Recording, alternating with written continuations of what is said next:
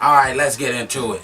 How do we have pyramids over in Egypt over 4,000 years old and nobody know how it got built? Now they done had the best architects, archaeologists, historians over there in Egypt, and they all came back with the same thing. Theories, nothing really solid to stand on. Now let's get into these theories. Number one, 100,000 slaves. Now it was a Greek historian named Herodotus. He reported that it took 100,000 slaves about 20 years to build the pyramids of Giza, right? And a French architect named Jean-Pierre said ancient Egyptians hauled blocks to the top of the temples through ramps built in the insides of the pyramid. And they do have paintings in some of those tombs to support those theories. You see the Egyptians standing on top of the sled pouring water while everybody else pulling the huge statue.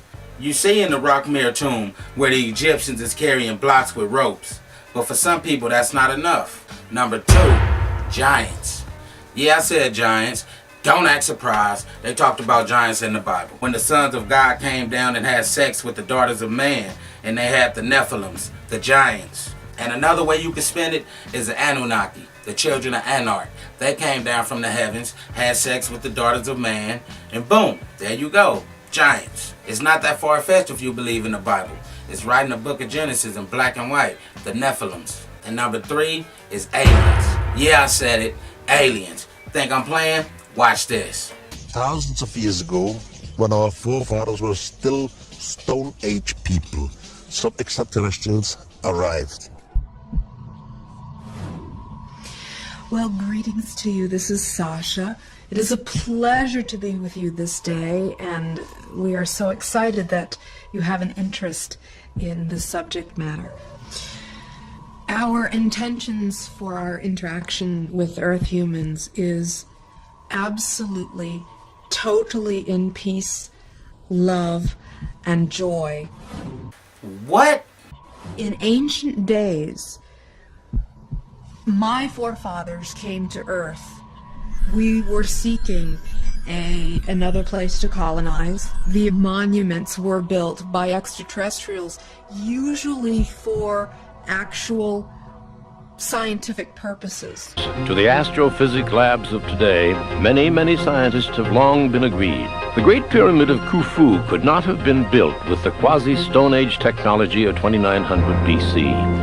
Yet, there it is, 42 stories high, covering an area of 10 football fields, an almost solid mass of 2,500,000 intricately fitted stone blocks, weighing from 2 1/2 to 10 tons. Enough stone to build more than 35 Empire State Buildings. It's doubtful that ancient Egyptians had any knowledge of modern geology, and without this science, it's inconceivable that a structure this size could be built which would not crumble from lack of a proper foundation. Normally, it would just sink slowly into the ground.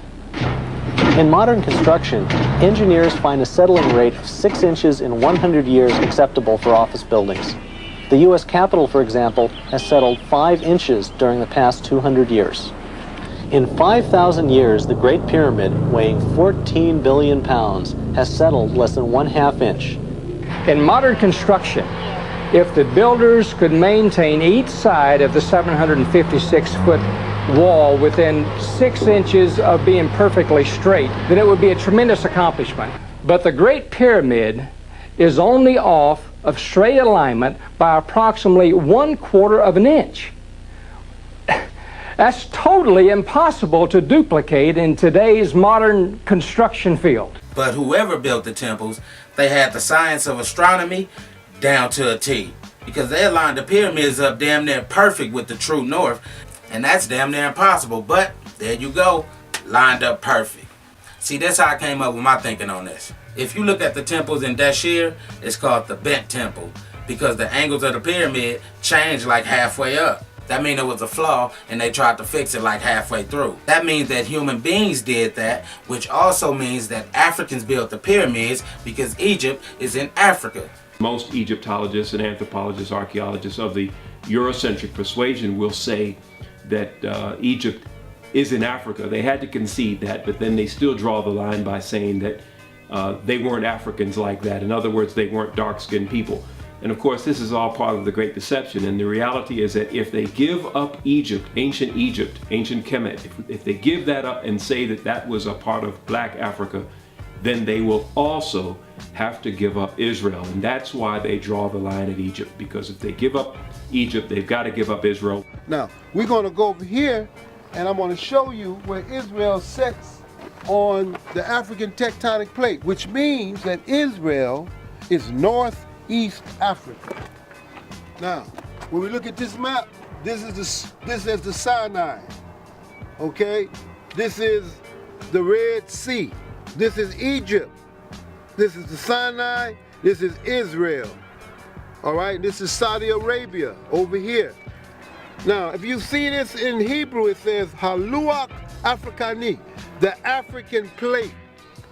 Here it is right here. Israel is sitting right here. Israel is sitting on the Haluach Africani, which means that Israel is northeast Africa.